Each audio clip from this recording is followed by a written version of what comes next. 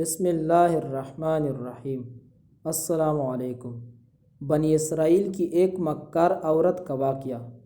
بنی اسرائیل میں ایک نیک آدمی تھا۔ اس کی خوبصورت بیوی نے کسی نوجوان سے آشنائی کر لی۔ عورت نے نوجوان کو ایسی کنجی بتا دی کہ وہ جب چاہے اس عورت کے پاس چلا آئے۔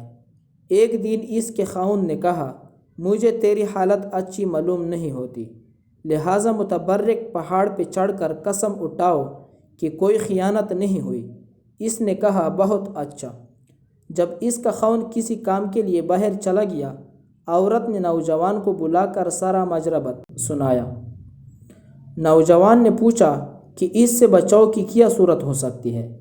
عورت نے کہا کہ کرائے پر گدے کی سواری کرنے والوں کا لباس پہن لینا اور شہر کے باہر فلاں جگہ پہ کھڑے ہو کر انتظار کرنا۔ جب عورت کا خاوند آیا تو اس نے کہا، مقدس پہاڑ پر جانے کی تیاری کرو۔ عورت اپنے خاوند کے ساتھ سفر کے لیے چل پڑی۔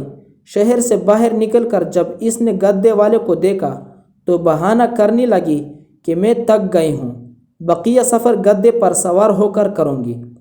خاوند نے عورت کو گدے پر سوار کرا دیا۔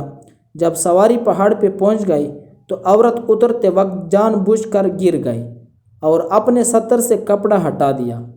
پھر افسوس کرتی اٹھ کھڑی ہوئی اور خاوند کے سامنے قسم